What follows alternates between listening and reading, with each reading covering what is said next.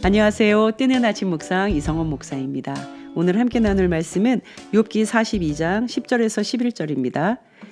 욥이 그의 친구들을 위하여 기도할 때 여호와께서 욥의 곤경을 돌이키시고 여호와께서 욥에게 이전 모든 소유보다 갑절이나 주신지라.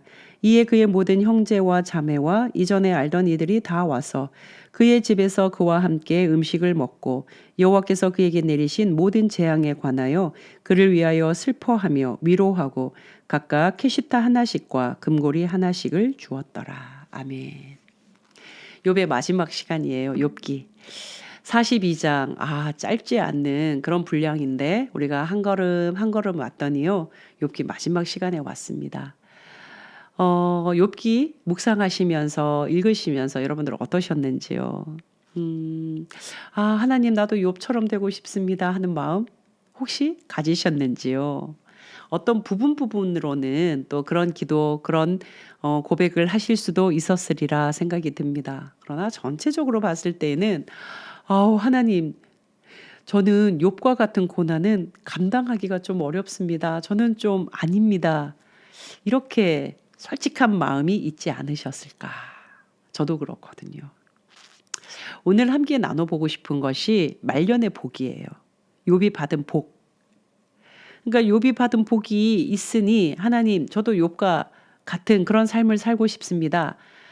감히 그렇게 우리가 고백하기가 어려워요. 왜냐하면 욥이 받은 고난이 너무 컸거든요.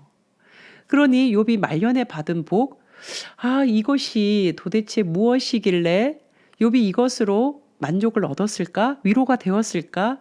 충분히 보상이 되었을까? 하는 그런 궁금함이 생기더라고요. 오늘 함께 나누고 보고 싶은 것이 바로 그 부분이에요. 욥이 받은 복. 우리가 흔히 이렇게 생각을 합니다. 욥이 받은 복은요. 오늘 본문에 보면 10절. 이전 모든 소유보다 갑절이나 주신지라. 소유가 2배로 확장된 거, 확대된 거. 이것을 욥이 받은 복이라고 이제 흔히 많이 이야기를 하시거든요. 그건가? 두 번째는요. 11절에 보면 그의 모든 형제, 자매, 이전에 알던 사람들이 다시 욥을 찾아오는 거예요. 그리고 욥의 집에 와서 같이 음식을 막 먹고 이전처럼 지내는 거예요. 그리고 그들이 욥이 받은 그 재앙의 이야기들을 들으면서 막 욥을 위로하고 욥에게 또 자기의 돈을 나눠주고 금을 나눠주면서 욥을 막 위로해 줍니다. 관계가 회복된 것이죠. 이것이 욥이 받은 복. 세 번째는요. 욥에게는 10자녀가 있었잖아요. 그런데 그 10자녀를 하루아침에 송두리째 다 잃어버립니다.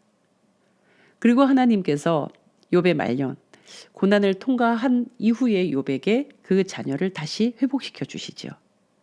10자녀를 다시 주십니다. 이게 욥이 받은 복. 여러분들은 어떠십니까? 이 복이면 충분히 만족하다. 이 복이면 충분하다. 이런 마음이 드십니까? 저는 문득 그런 생각이 들더라고요. 굳이 하나님이 아니어도 하나님 믿고 살지 않아도 말입니다. 우리가 삶을 살다 보면 이런 일들 듣고 볼 때가 있는데 일어날 수 있잖아요. 어떤 사업가라면 사업이 망했어요. 부도가 났어요.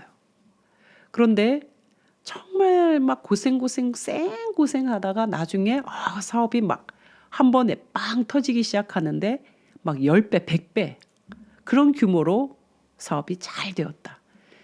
하나님 믿지 않아도 그런 일들을 스토리로 우리가 많이 보게 되죠. 그렇다면 하나님 믿지 않아도 일어날 일들을 굳이 이 욥기 긴 내용, 그 얼마나 우여곡절이 많았습니까? 그 마지막에 욥이 받은 복이라고 명시하는 것이 맞을까? 그리고 욥은 그것을 통해서 충분히 보상이 되었을까?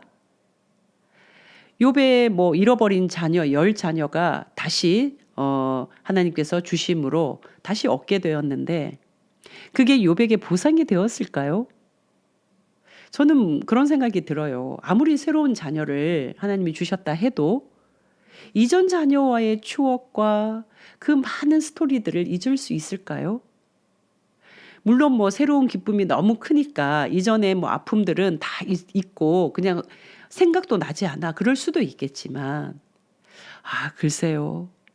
아프지 않더라도 상처의 흔적은 남아 있었으리라. 문득문득 생각날 것 같아요. 그 새로운 존재를 보면 이전 존재가 생각날 것 같거든요. 부모라면. 그런데 그것이 충분히 욥에게 하나님이 주신 복으로 고백될 수 있는 그런 복일까? 그런 의문이 생기더라고요. 그러니 고생 끝에 낙이 온다는 그런 일반적인 이야기로도 이런 스토리들은 충분히 가능하고, 두 번째로 그것이 정말 욥의 그 고난을 다 그죠? 감싸고 엎을 만한 그런 충분한 보상이 되었을까에 대해서도 물음표가 생겼습니다. 그러면서 곰곰이 막 따져보면서 생각하게 되었는데요. 그 순간 제 눈에 들어왔던 한 구절이 있어서 여러분들과 함께 나누고 싶거든요. 15절 중반부입니다. 그들의 아버지가 그들에게 그들의 오라비들처럼 기업을 주었더라 하는 부분이에요. 그들의 아버지라 함은 욥이고 그들에게 함은 딸들이에요. 그들의 오라비들처럼 기업을 주었더라. 상속을 했다는 거예요. 재산 상속 이야기인데.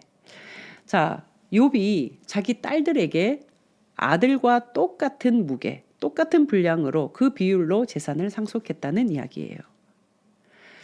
이게 어떤 의미일까 곰곰이 따져보게 되었습니다. 그리고 바로 앞절 14절에 보면은요. 첫째 딸, 둘째 딸, 셋째 딸 욥이 이름을 붙이는 장면을 성경이 기록하고 있어요. 이건 또 무슨 의미일까라는 생각이 듭니다. 고대 당시는요. 딸은 뭐 존재감, 여자 자체가 별로 그죠? 아무런 존재감도 없었고 그냥 소유물 하나에 불과했단 말이에요. 아버지에게 딸도 그랬습니다. 집안에 뭐 우환이 생기거나 위기가 닥칠 때요. 자기 딸을 막 제물로 내놓는단 말이에요.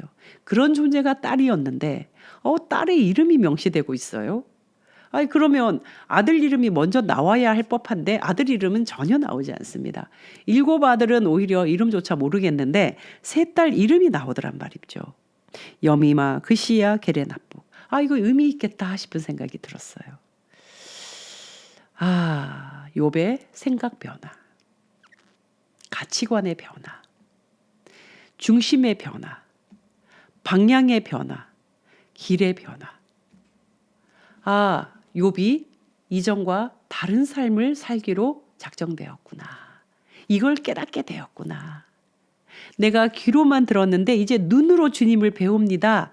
그렇게 고백하던 욥이 자신의 삶에서 우선순위, 중요도 이 모든 것들이 이제 다다다다다다 막 뒤섞이면서 딱 정리되었구나. 그러면서 존재감이 없고 하찮게 여겼고 아무런 의미, 가치 없던 그 시절에 그 사회에 그런 딸들, 여성들의 이름을 이제 명시하기 시작했구나. 부르기 시작했구나. 여미마야, 그시야야, 게레나푸가 딸들의 이름을 부르기 시작했구나. 약한 존재들이었고 그 사회가 주목하지 않는 정말 한창케 여기는 그래서 억압당하고 유린당하던 그 딸들, 여성들 그들을 존재감 있게 자기의 삶에 배치하였구나. 이거 굉장히 큰 의미죠. 이전에 몰랐던 것들이 이제 다시 깨달아지고 보이기 시작하고 들리기 시작한 거예요. 그러면서 이 딸들에게 아들과 똑같은 무게의 재산을 상속하는 거예요. 행동하는 거죠. 이게 첫 번째로 보였습니다. 두 번째는요. 16절인데 그 후에 욥이 140년을 살며 아들과 손자 4대를 보았다는 거예요. 욥이 생명을 굉장히 연장시켜서 그 장수하는 복을 누렸구나. 그냥 이렇게 간단하게 끝내도 될 수 있겠지만 앞절과 연결해 보면요. 가치관이 달라지고 보는 눈이 달라지고 삶을 살아가는 삶의 중요도와 우선순위가 달라졌는데 중요한 것은 그 달라진 것을 이제 살아내는 삶의 시간, 그 시간이 주어졌다는 거예요. 다시 말하면 기회가 주어졌다는 거죠. 매일매일 진짜 가치 있는 삶을 살아낼 기회, 시간이 주어졌다는 거예요. 이거 특별한데 라는 생각이 들었습니다. 사랑하는 가족 여러분, 우리가 진짜를 알게 되면 가짜는요, 그냥 뭐 놓고 싶다가 아니라 그냥 아무 생각이 나지 않을 만큼 내 손에서, 내 시야에서, 내 삶의 반경에서 벗어나져 버립니다. 이전으로 절대로 돌아가고 싶지 않은 그 소중함이 있거든요. 욥은 진짜 행복이 무엇이고 진짜 삶이 무엇이고 진짜 하나님 앞에서 자유가 무엇인지를 깨닫게 된 것 같아요. 어떤 삶이 진짜의 삶인지를 이제 알게 된 것 같아요. 약한 자의 이름을 불러주는 것이 내 삶에 무슨 의미인지를 깨달은 것 같아요. 그전에는 돈 많은 거, 풍요로운 거, 내 명예로운 거, 내가 어떤 행위를 했을 때 나에게 오는 어떤 사람들의 반응, 어쩌면 다른 사람이 나를 어떻게 생각할까? 여기에 초점 맞춰서 살아갔던 나 위주, 자기애의 삶이었다면 이제는 그 자기애를 넘어서서 자기를 진짜 존중하고 사랑하는 삶이라는 것이 무엇인지를 알게 된 것 같아요. 여러분, 자기애와 자기 존중은 엄연히 다르잖아요.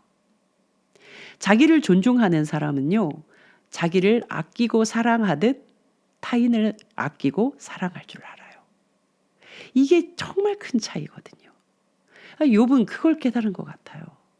진짜 행복이 무엇인지. 타인의 시선에 의해서 좌지우지, 타인의 시선에 의해서 오락가락, 이런 삶이 아니라는 거예요. 여러분, 많은 사람들이요, 차를 구입할 때, 옷을 입을 때, 집을 살 때, 무언가 내 행동을 취할 때 타인을 의식하고 하는 경우가 참 많습니다. 이것 굉장히 불행합니다. 누군가 이렇게 표현하시더라고요. 우리가 개를 묶는 줄이 있잖아요. 줄, 목에 매는 줄. 자기 목에 줄을 딱 매고 그 줄의 손잡이를 다른 사람에게로 딱 전달해 놓는 거예요. 그게 타인 의식하는 삶이랍니다. 다른 사람을 막 눈치 보고 살피면서 살아가는 삶이래요. 많은 사람들이 그렇게 삽니다. 그러면서 불행했다가 어느 날 잠깐 행복한 것을 느끼는데 그거 진짜 행복 아니거든요. 어느 날 우쭐하고 으쓱댔다가 갑자기 쫙 깔아앉고 초라해지고 비참해지는 거, 그 손잡이가 다른 사람에게 있거든요. 그러니까 오락가락하는 거예요. 왔다 갔다 하는 거예요. 우왕좌왕하는 거죠. 그 정말 불행한 삶 아닙니까? 남들이 어떻게 볼까? 남들 눈치 살펴보고 남들이 나를 봐주는 그것으로 향해서 막 치장하고. 그런데 정말 하나님의 손에 붙들린 삶은요, 하나님은 그 손잡이를 하나님이 쥐고 있기보다 우리 손에 맡겨주시는 거예요. 이게 뭐냐면 자유의지입니다. 자유의지. 자유의지를 딱 주시면서 네가 주인이야. 네 삶에. 네가 선택해. 옳은 거, 바른 거, 가치 있는 거 네가 한번 선택해 보렴 하고 그 손잡이를 나에게 주시는 거예요. 그게 자기 존중감이죠. 이 존중감이 있는 사람은요, 자신을 가꾸어낼 줄 알아요. 자신을 돌볼 줄 알고요. 바로 이것이 진짜의 삶, 진짜의 행복입니다. 이 사람은요, 나를 존중하기 때문에 타인을 의식하는 것이 아니라 타인도 존중하게 되는 거죠. 아마도 욥은 그런 삶을 깨닫게 된 것 같습니다. 그리고 그 삶을 실현해낼 수 있는 시간도 하나님이 선물로 주신 것 같습니다. 이 선물을 마음껏 아끼고 보듬고 채워내면서 오늘 하루 정말 잘 살았다, 행복했다, 하나님 앞에 고백할 수 있는 그런 감사의 하루 되었으면 좋겠습니다. 사랑하는 여러분, 내일 또 뵙겠습니다. 샬롬.